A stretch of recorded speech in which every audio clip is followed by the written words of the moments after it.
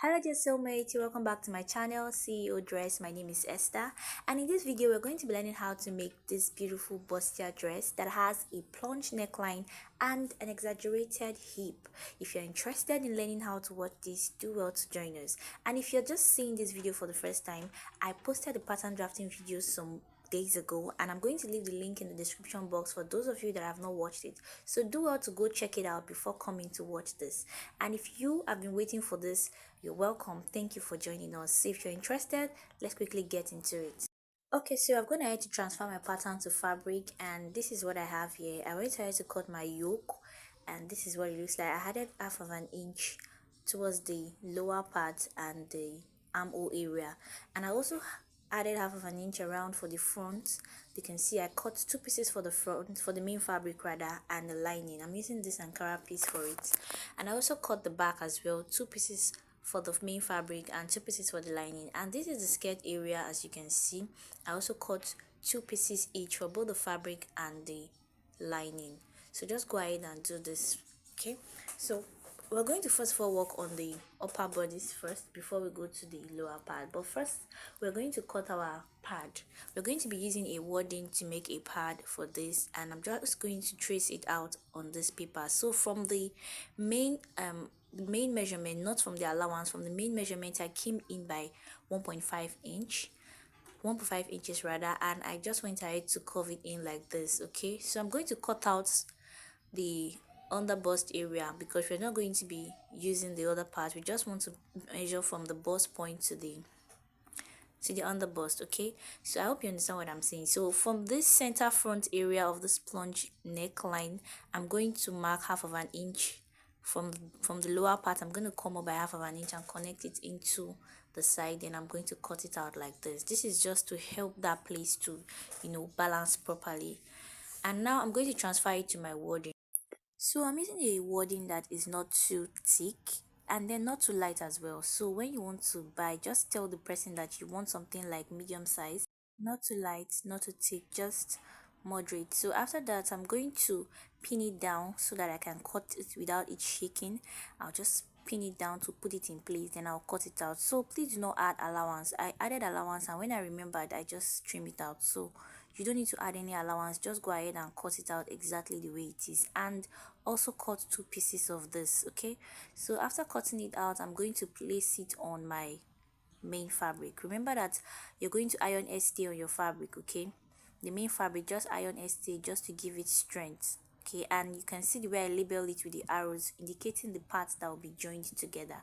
So after taking my fabric like this, I'm going to place my wording on it. Just make sure you arrange it properly. So you don't have to use hairstay, you can use any interfacing of your choice. Okay, but I prefer to use hairstay. It gives me a better result. So this is me just placing it. Ensure that when you're cutting it, cut it on fold. Okay, cut it on a fold so that you can be able to place the sticky part on the fabric.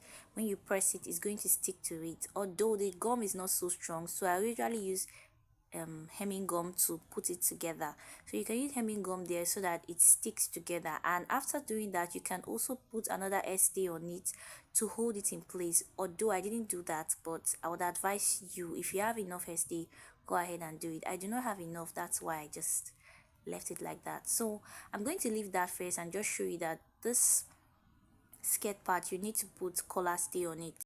So also know that collar stay is not only the it's not the only option you can use. I mean, you can use peplum stay or whatever you need to use to give it strength. Okay, but I'm using collar stay for this, and you want to get a collar stay depending on how strong or the texture you want it. Okay, after that, I'll keep it aside and work on this part where I've already joined them with half of an inch. I'm going to notch the areas, especially the underbust area, very important.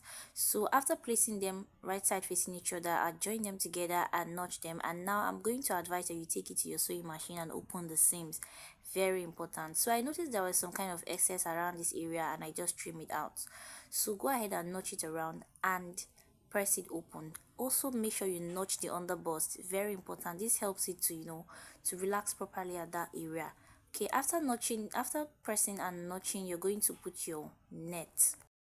Okay, so To place your net, you can see the way I just took the net like this, and I'm just going to turn it over. I'm going to flip it to the other side on top of the fabric like this, and from the side I'm going to be spinning it down. Now I would advise you invest into these pins, if especially if you're a beginner.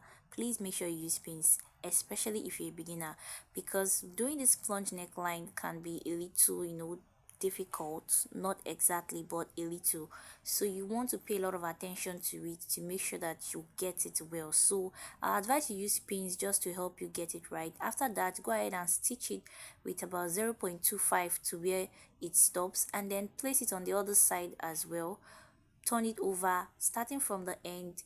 Use your pin to secure it and stitch it with 0.25 also.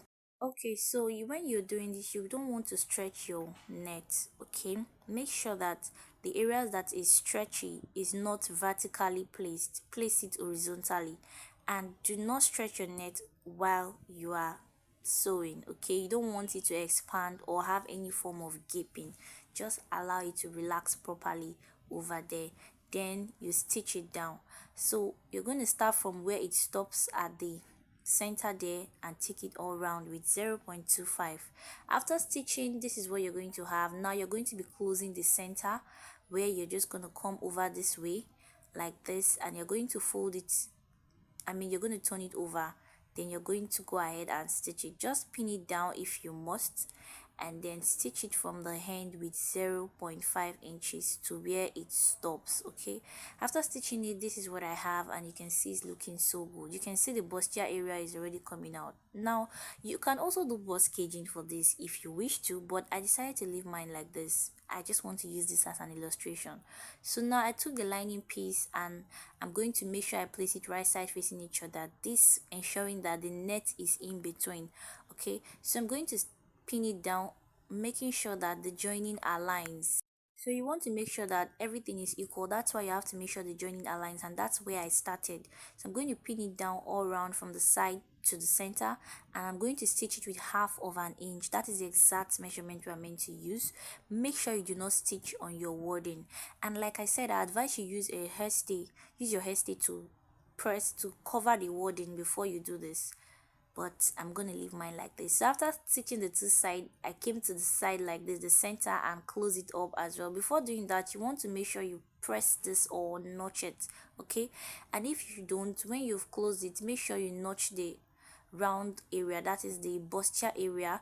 Go ahead and notch it very well so that you can press it well and have it relax. You don't want a situation where your lining is poking out from the top when you're wearing this. No, if you must, you can even use hemming gum just at that very top. Okay, don't place the hemming gum all around, just at the point where the bustier is, just to put the lining in place and not have it coming out all the time. So now for the back piece, I'm going to take the lining and the fabric, placing them facing each other, right side to right side. Then I'm going to stitch on the neckline with 1/2 inch. Okay, so now after stitching them, this is where I have. I'm going to notch that area, and I'm going to press it down. Okay, take it to your ironing table and press it. It's very important you press it just to make sure it relaxes where and comes out neat. So this is what I'm going to do. I'm going to align the shoulders together like this, and I'm going to turn the front to face it right side to each other. That is front and back right side to each other. After aligning it at the shoulder, I'm going to use the lining like this to cover it up. Now make sure that you do this well. Make sure the net is at the very end where the shoulders start, and the net should be inside. I'm using a pin to hold it. Use pins to hold it. This way you can be sure that the net is not moving or shaking at any point. That is the best way to secure it. So I'm going to do the same thing for the other side. Place it on the shoulder, ensuring the net starts from the very end, the very start of the shoulder towards the neckline, and close it up with the lining. And I'm going to take it to my machine and stitch it down with 1/2 inch. Like I said, use pins and ensure that the net stays at the center from the beginning to the end. At this point, if you're finding this tutorial very helpful, do not hesitate to give us a thumbs up and subscribe to our channel. What are you waiting for? That's a very good way to help us, to motivate us to, post videos. Okay, so back to the tutorial. As you can see the way I arranged them, I'm going to be joining the fabric to fabric like this. You can see the way I just turned the back to face the front, right side to right side with the main fabric. I'm also going to pin it down, and I'm going to take the lining as well, right side to right side like this, and I'm going to pin it down. So I'm going to be stitching it with the seam allowance that I kept. If you kept 1 inch, 1.5, go ahead and join it with the seam allowance and do it for both sides. So after doing it for both sides, this is what I have. Take it to your pressing table and give it a very good press. Be patient when it has to do with ironing. Okay, do not mind what I'm doing here. I am using this as an illustration, and I'm trying to make this video as short as possible. So go ahead and press it, and this is what we have here. So we are going to be joining it with the skirt when we are done. So we are going to go to the skirt part now. Okay, you can see how neat it looks and how beautiful it is. So for the skirt part, I've gone ahead to iron the collar stay both for the back and the front. And please, I would like to say this: do not make your skirt to be long. Your gown is not meant to be long. It should not be below your knee. It should not be on your knee. It should be above your knee. Okay, I made this longer, yeah, intentionally, but it shouldn't be too long. You don't want the dress to come out looking funny. You want it to give exactly what it's meant to give. So that's why you cannot make it to be too long. It's not meant to be long. Okay.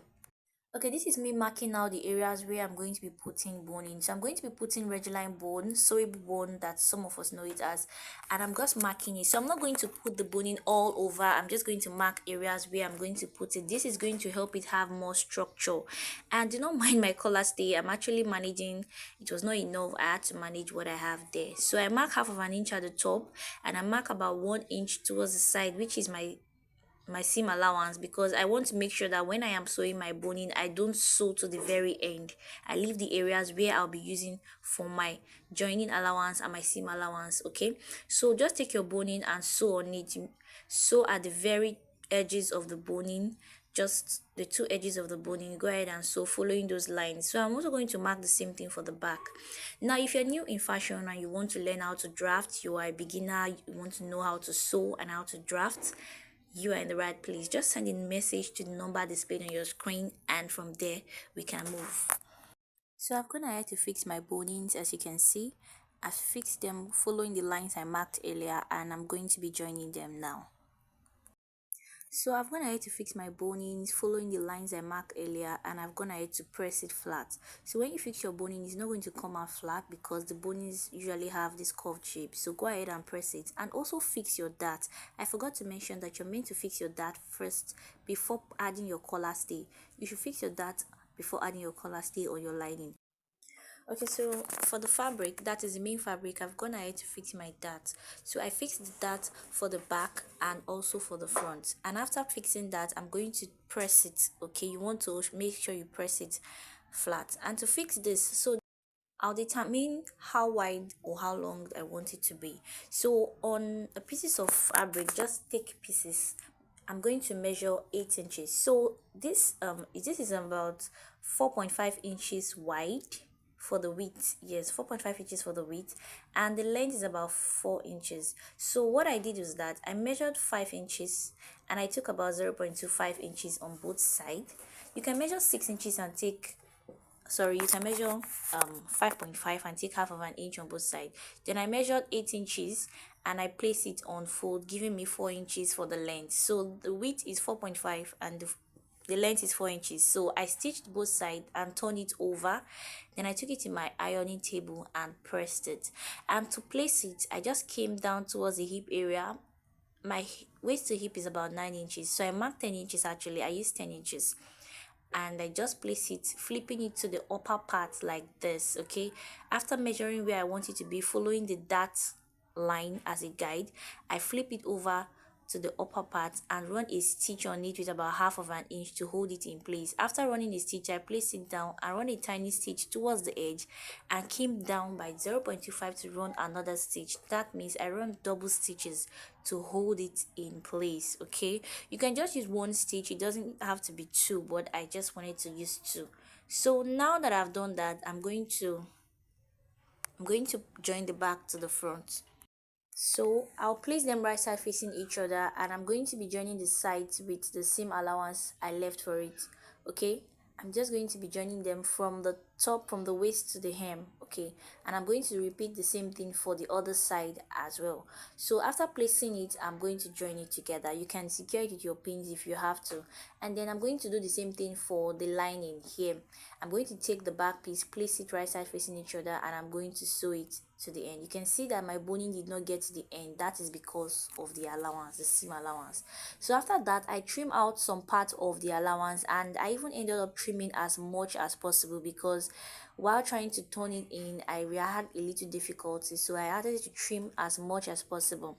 Now that I've joined them together, I'm going to turn my fabric to the right side, and I'm going to place the right side of it like this on the lining. Rather, I'm going to place it like this, as you can see, so that by the time I place it on the lining, the right side will be facing the right side while the wrong side is facing towards us. I'm going to turn it over to the hem, and I'm going to join the hem area with 1/2 inch.